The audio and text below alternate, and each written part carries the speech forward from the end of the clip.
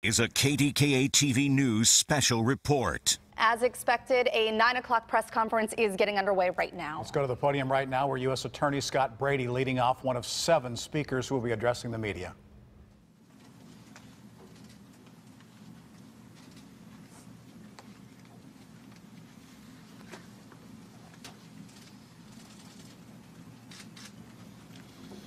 Good morning, everyone. Thank you for being here with us today. My name is Scott Brady. I'm the United States Attorney for the Western District of Pennsylvania.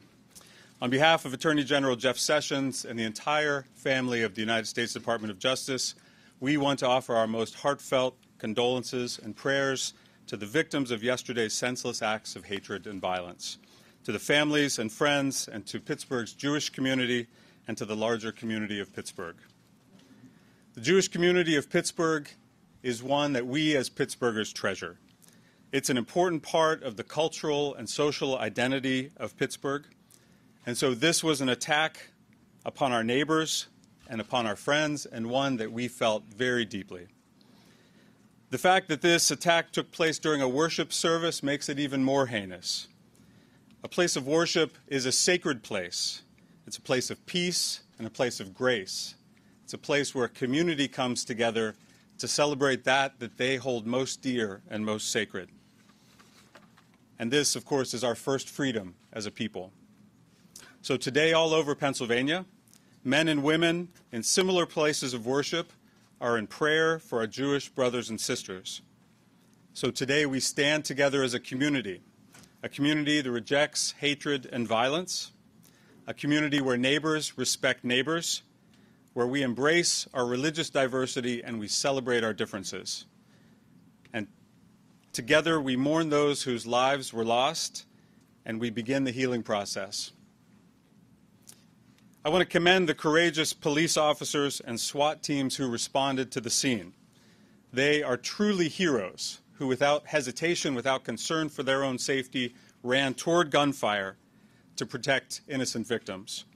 By confronting and neutralizing Bowers, they prevented additional loss of life. So, a word about the charges. Last night, my office filed federal charges against the defendant, Robert Bowers. The complaint alleges that on Saturday, October 27th, at approximately 9:50 a.m., Robert Bowers entered the Tree of Life Synagogue in Pittsburgh's Squirrel Hill neighborhood. At that time, members of the Tree of Life Synagogue were engaged in religious services and worship. Bowers was armed with multiple weapons. He had 3 Glock 357 handguns and an AR-15 assault rifle. Inside the synagogue, Bowers shot and killed 11 individuals and wounded 2 others. Police officers and SWAT teams responded quickly to the scene, and Bowers shot at them. Ultimately, 4 police officers were injured, and 3 of them were shot by Bowers.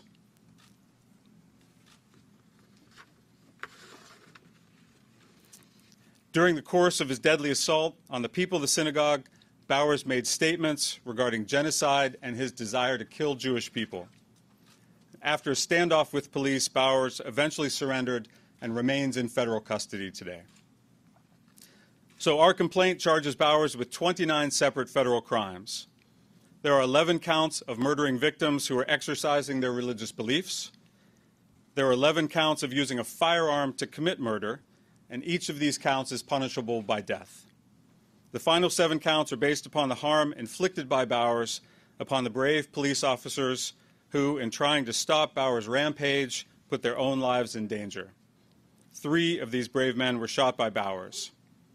So Bowers is scheduled to make his initial appearance before a federal magistrate judge on Monday, October 29th at 1:30 p.m. So moving forward, the investigation is underway and our work will continue. Know that we will spare no effort or resource in ensuring that the defendant is held fully accountable for his unspeakable and hateful crimes. We would ask the public and the media to have patience with us as we conduct this investigation and understand that there are things that we cannot share at times during the course of the investigation. At the conclusion of our remarks, we'll be happy to take questions. Now you'll hear from Special Agent in charge of the Pittsburgh Field Bureau, Robert Jones.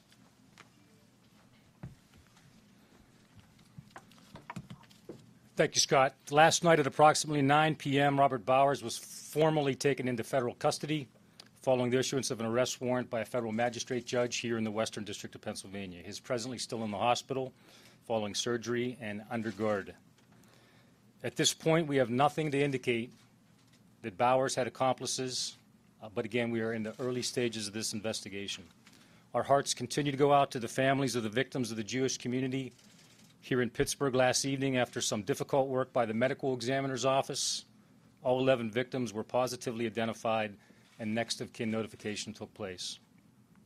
As of 6 a.m. this morning, all of the victims had been taken from the Education Center to the medical examiner's office. I want to personally thank the leadership of the Jewish Community Center and the rabbis of the 3 congregations located at the facility for their patience and the patience of the families as we work through the night to identify and remove the victims this morning. This is a large, complex crime scene. From Baltimore, Washington, and Newark are here to augment Pittsburgh, and we estimate that the crime scene may take up to a week to process. As reported already, we've conducted a search at the subject's house in Baldwin, and a search of his vehicle will take place this morning. I can't comment on what was found in those searches. We continue to conduct interviews, scrub social media, review possible surveillance camera video, and exploit digital media to determine how and why Bowers committed this terrible act. I ask again that if you have information that may help, please contact law enforcement. I'd like again to thank Chief Schubert of the Pittsburgh Police for the heroic actions of his officers. Had Bowers made it out of that facility, there is a strong possibility that additional violence would have occurred. I also want to thank Wendell Hisrick and his team. They are a big part of the community that all law enforcement promises to protect and serve. Thank you very much. I'll turn it over to Wendell. Good morning. I would just like to take a few minutes and thank the outpouring of support that we've received over the last 24 hours. The Jewish Community Center, the Red Cross, the Salvation Army, the various grief counselors, the Children's Institute, and the many other organizations and businesses that have provided food and logistics for the officers and for the victims. As Mr. Jones mentioned, the area around Wilkins and Shady will remain closed so that the forensic investigation of the crime scene can continue. That area will probably remain closed for up to a week. Extra patrols have been assigned around various sensitive locations throughout the city of Pittsburgh, to include where the scheduled event will occur tonight. In the next few minutes, the medical examiner will release the names of the deceased victims. I would personally ask that the media respect the privacy of the families of these victims. I was there last night and witnessed the notifications being made to the families. It is a very difficult time for the families, and I ask you to give them some distance. Finally, if you see a first responder, whether it be a police officer, paramedic, or firefighter, go up to them and say thank you for their work that they've done. The last 24 hours has been extremely stressful for them, and a word of thanks would go a long way. At this time, I turn it over to Pittsburgh Bureau of Police Chief Scott Schubert, who will give you an update on his officers. Thank you. Good morning. First and foremost, as everybody's saying, our heartfelt condolences to the victims and to their families and their friends. And we have a strong relationship with the Jewish community in Pittsburgh, and I just want to tell them that we grieve with you, we support you, and we're here for you. We will continue to work with you. This is a tragic thing for everybody, but it's something that makes Pittsburgh strong, is that we work together. So we're going to continue to do that. I still want to praise the officers for what they did. I mean, they ran into danger, they ran into gunfire to help others. Some of that's training, some of that's experience, but it's their inner core that wants them to help others, that wants to save lives, and they did that yesterday. So we want to praise them for that. The 4 officers that were injured, 1 was released yesterday. We're praying 1 will be released today, and then the other 2 have a little bit more that needs to be done. And can't say enough for the medical staff at the hospitals for what they're doing for the officers. We have incredible hospitals in Pittsburgh, and they're doing a fantastic job with that. Can't say enough for the interagency and interagency support. Western Pennsylvania is blessed to have so many law enforcement agencies that work together, that train together, and yesterday just showed how that works. City, county, state, federal agencies working together, no egos, working together for what's right, and I can't thank them enough for that. And just we're going to get through this, and we're going to continue on and show what Pittsburgh's made of. So thank you.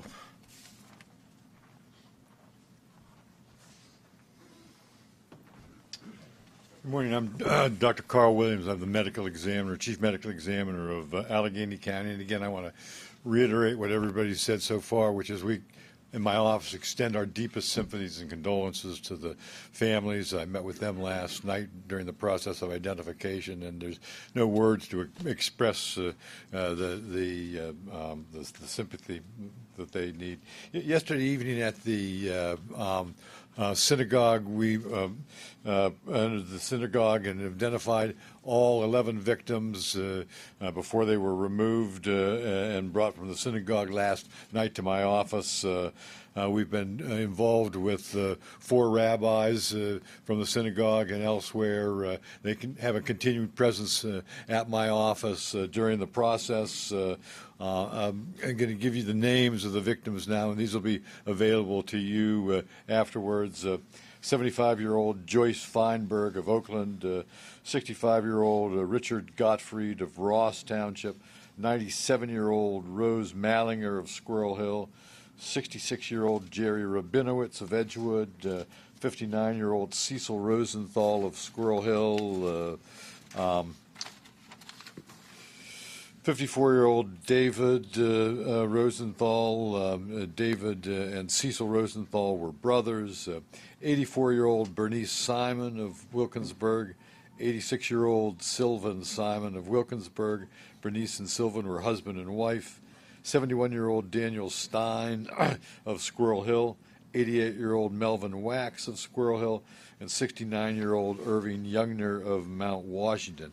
The bodies are currently at the medical examiner's office. Autopsies have begun on those. We are doing everything in our power to complete the process in a way that honors both civil and religious law, and cause and manner will be released to the media as they're determined. We have not established a time framework for this. We're only in the initial process of evaluating what will be required to do that. And finally, in talking with the families last night, they are in shock and grieving, as you can imagine. My colleagues and I joined the authorities in asking for you please to be respectful of the needs for the time and space as they deal with this tragedy. Today and the coming weeks, they will need to know that Pittsburgh supports them and is lifting them up. Thank you.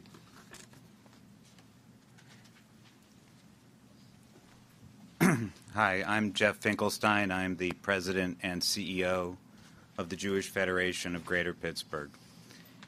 So I have to begin by saying that I've seen this room a lot of times on TV, and I never thought I'd be at this podium.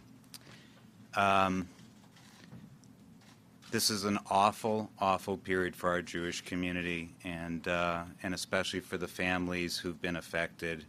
And it's real once you hear the names. We're going to do everything we can to help the families. We're in the process of doing that now. And we'll be there for them and be there to help our Jewish community in the Pittsburgh region heal from this.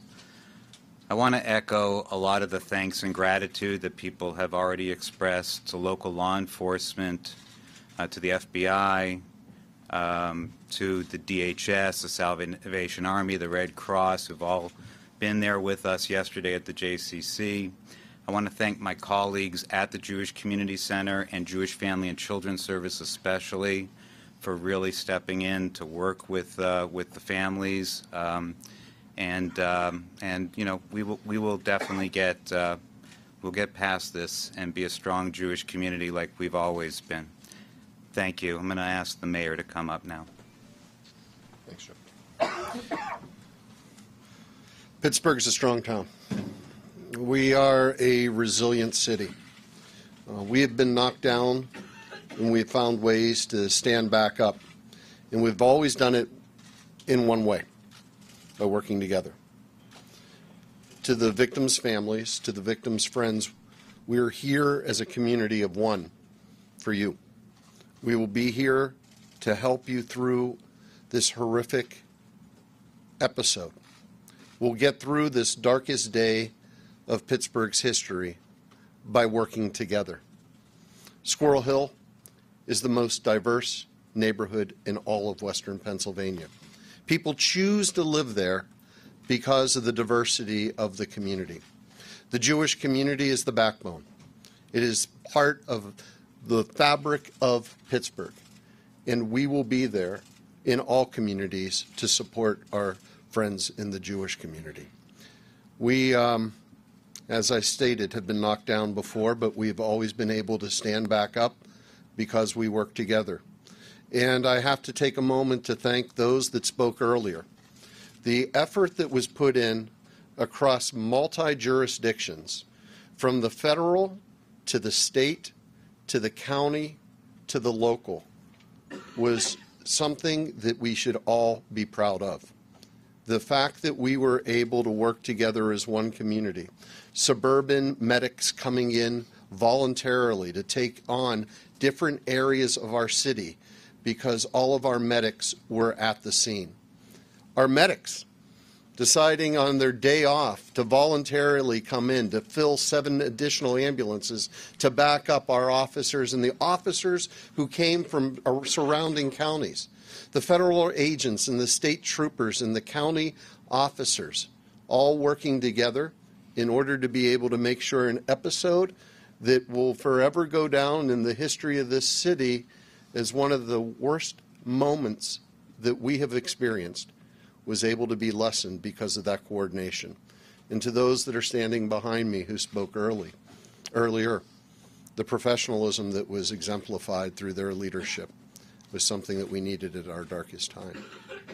To our officers who are in the hospital, and to the one officer who has been discharged, the thanks of an entire city go to them.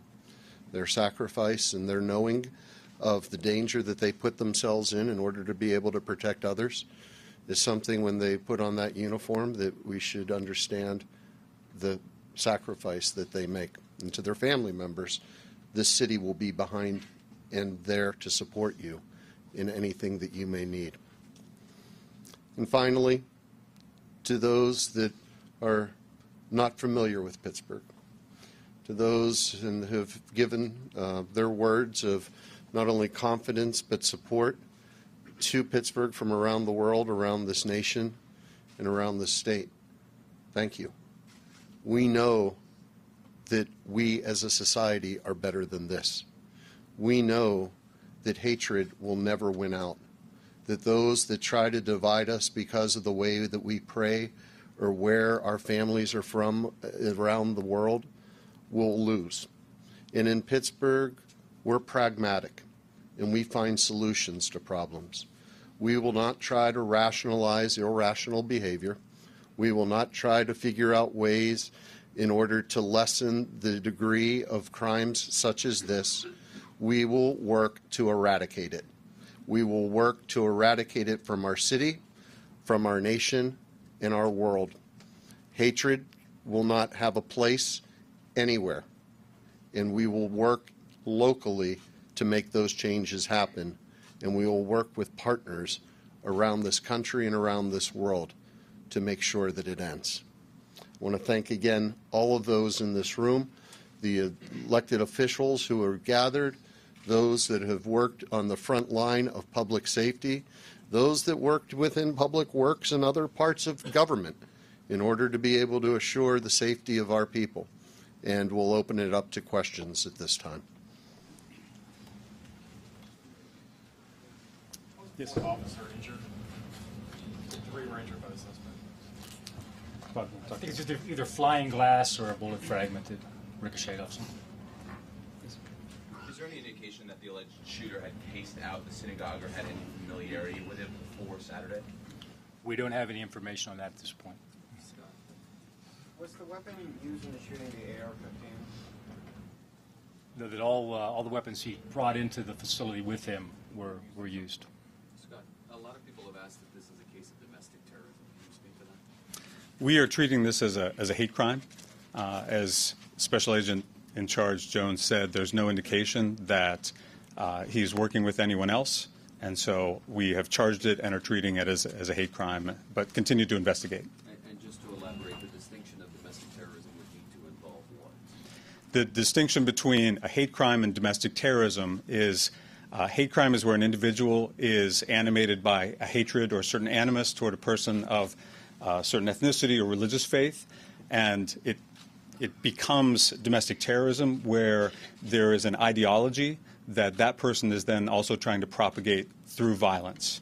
And so we continue to see where that line is, but for now, at this place in our investigation, we're treating it as a hate crime, charging it as such. So you say it was an AR-15 and what are the other weapons? He had three Glock handguns with him.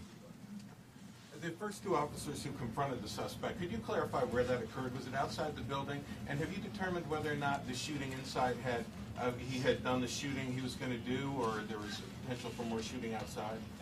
From what we know at this point, I know that he was exiting the building. I'm not sure if it was in the doorway or just inside or just outside. And your second question again? Was whether or not there was an idea that the shooting he had done inside was, he had included that? Or It appears at this point that he had finished and he was exiting the building. And there was some reference to the possibility of additional shooting. Was that the idea that he had more ammunition, he's going somewhere else? We don't know of any plans to conduct additional shootings. My comments were meant in this fashion. There would have been a violent encounter probably as he left at some point. That's what I mean by additional acts of violence. What's the estimate on how many people were inside the synagogue at the time, and did anyone try to fight back? Don't know that at this time. Do you know what was going on inside the synagogue at the time? What kind of ceremony or? I actually don't know the specifics. There are 3 congregations that meet in the same building. So I'm assuming all 3 were holding services, but I actually don't know for sure. Do we know which community? Is this one specific congregation, the victims? No, I think they come from, from what I know, they come from all 3. So he moved throughout the building because they were holding services in different places in the temple, right? I don't know this motivation of where he moved and why, but as has been said, he moved through the building and there were 3 separate congregations conducting services at the same time. Yes. How long did this last? How long between the time he entered until the time police engaged him outside? We're estimating at this point 20 minutes or so, but we don't know that for sure. That's 20 minutes period between the police shootout and the initial attack, or 20 minutes for the initial? All I can tell you at this point is that the initial shots fired comments were at 9:45. We know that that the EMS call went out at 9:54, and that the officer engaged him at some point after that. So that's a very rough estimate at this point. Any idea why he went into this synagogue? I don't know why he picked this particular synagogue. Can you elaborate at all on the alleged shooter's condition at this point? Do you know? It's still, he remains in fair condition at Allegheny General Hospital with multiple gunshot wounds. Will the families be able to marry the dead within 24 hours, customary by Jewish law, or will the investigation delay that? We have representatives, rabbis at the office. We're doing everything we can to balance, as I say, what we need to do as a criminal investigation with the needs of the families. So we're just in the initial stages of processing the bodies and knowing we will make sure we can do everything we can to make sure that we can release the bodies in the shortest possible time frame, making sure that we get the information we need to carry on the criminal investigation. Today, now. We hope to release the bodies. Some of the bodies will be released today. How many, I'm not sure. Were shots fired at all three services, and do you have any handle on how many shots in all were fired? Lots of shots were fired. There were casings everywhere, but no. Were they in all three services, the three different services? I'll have to refer to the investigation that's going on. There were different activities going on in different parts of the building, so yes. Are investigators looking at any surveillance footage that may have been inside the synagogue? Pardon me? Sorry, any surveillance footage that's being reviewed right now? We're attempting to see if there were surveillance cameras in position where we could capture footage, but we'll look at the neighborhood and try to find everything we can. Robert, was there anyone armed inside who may have tried to confront the government? I have no information that happened. From what he said, were most of the shots fired within common areas, or did he actually go into chapel sanctuaries? All we can tell you right now is that there were 3 different locations inside the facility where we found deceased victims. Do we know how he obtained his firearms? Purchased them? I personally don't have that information right now, but we're working closely with our ATF partners, and I think we have Mr. that. Mayor, can I ask you a question? Mr. Mayor, yes.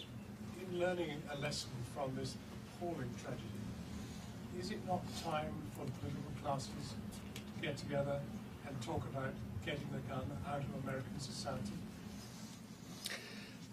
I've heard the president's comments of how we should arm guards in our synagogues, our churches, our mosques. I've heard the conversation over the past year about how we should arm security guards in our schools.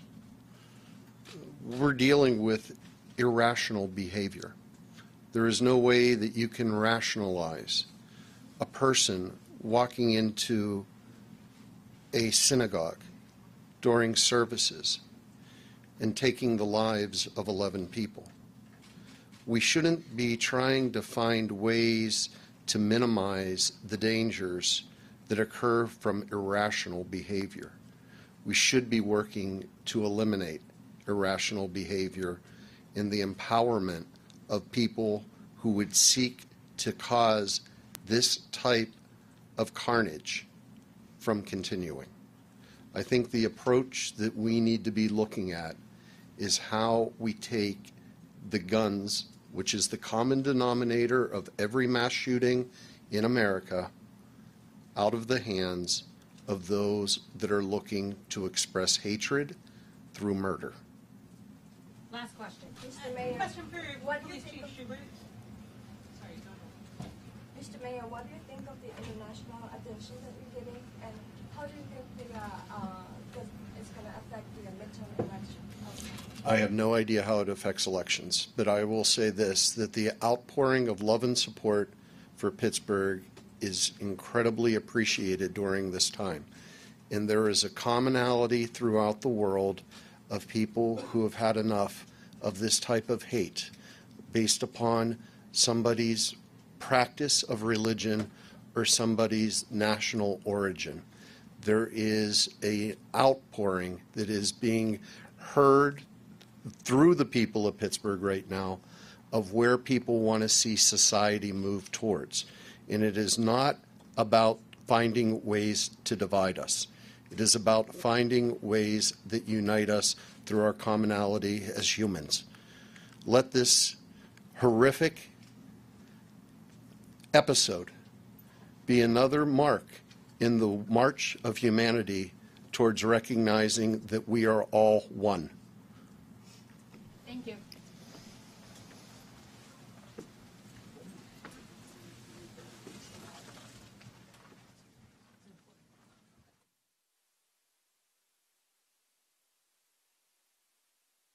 Conference ending there. We had a number of people speaking, including U.S. Attorney Scott Brady, Special Agent in charge of the FBI, Robert Jones, Wendell Histrich, Director of Public Safety, the Pittsburgh Police Chief Scott Schubert, the Chief Medical Examiner of the Allegheny County Medical Examiner's Office, Dr. Carl Williams.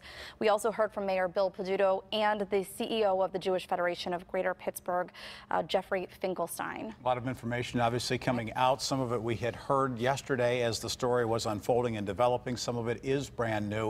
The most notable fact, the names of the 11 victims was released. Dr. Carl Williams saying that they continue to work not only with members of the rabbis and the community within the Jewish family to make sure that they do everything they can to not only process those bodies from a criminal standpoint, but to deal with the issues that are facing those Jewish families, to get their families together, to have the proper burials and the religious services that go around those that have been murdered. The 11 names, and we have those for you because you went through them very, very quickly.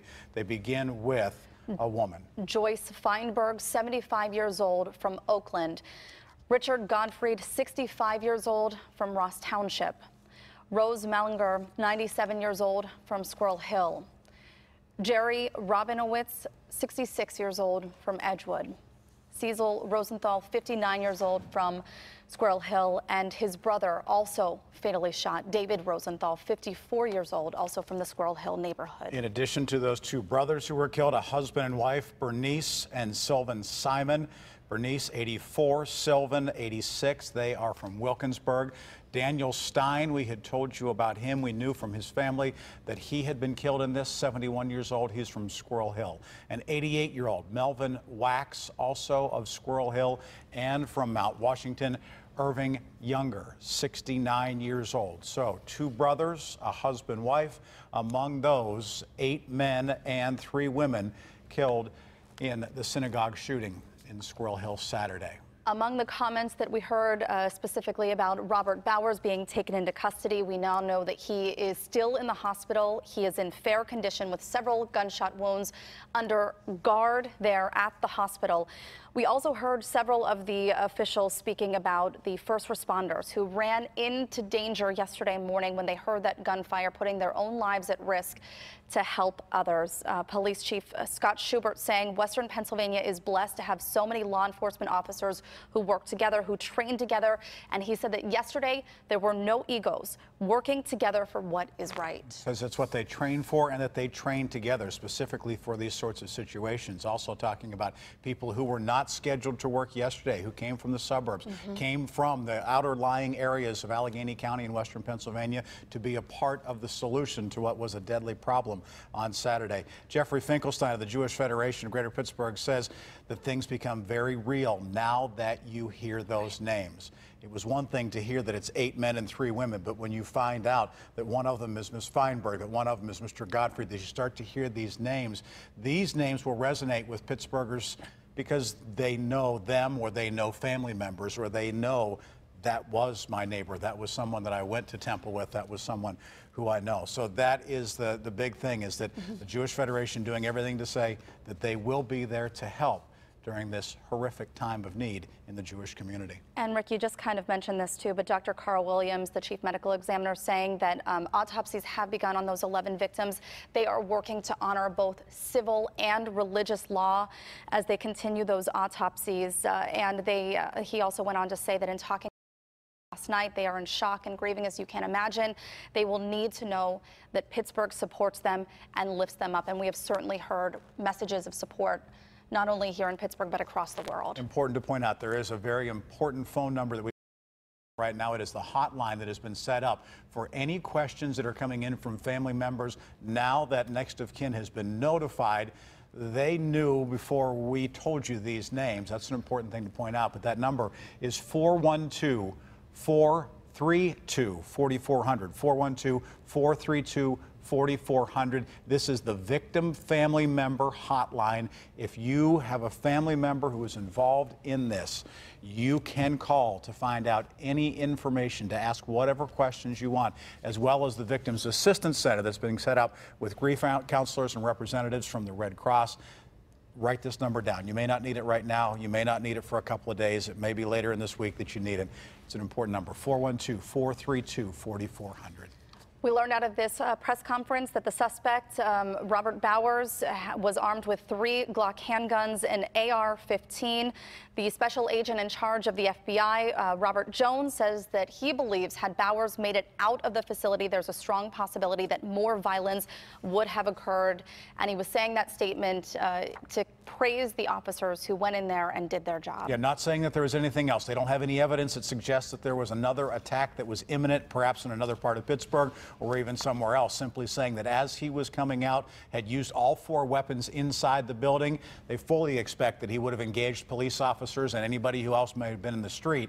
And that is what he was talking about. Also pointing out that the Pittsburgh Synagogue shooting, that the FBI teams are here from not only Baltimore, they're here from Washington, they are here from Newark. They are all working with the Pittsburgh field office to do everything they can. These are the charges right now. Scott Brady, the U.S. attorney, talked about these 11 counts of obstruction of exercise religious beliefs resulting in death. The 11 counts of use of a firearm to commit murder. Now, we understand that both of those, all 22 of those, could indeed come with the death penalty, federal death penalty. Pennsylvania and Tom Wolf, of course, standing in opposition to Pennsylvania, bringing the death penalty back. But also there are 4 counts you see of bodily injury to a public safety officer, those the Pittsburgh police officers who were injured, as well as 3 counts of discharge of a firearm during a crime. We will continue to cover this story throughout the day today. We have multiple reporters on the scene and working different angles of this. Of course, throughout the course of the day, as anything comes up that you need to know, we will interrupt regularly scheduled programming to pass that information along. Of course, KDKA.com is a place you can find those things up to the minute. As they come in, they're important. We will certainly pass those along to you.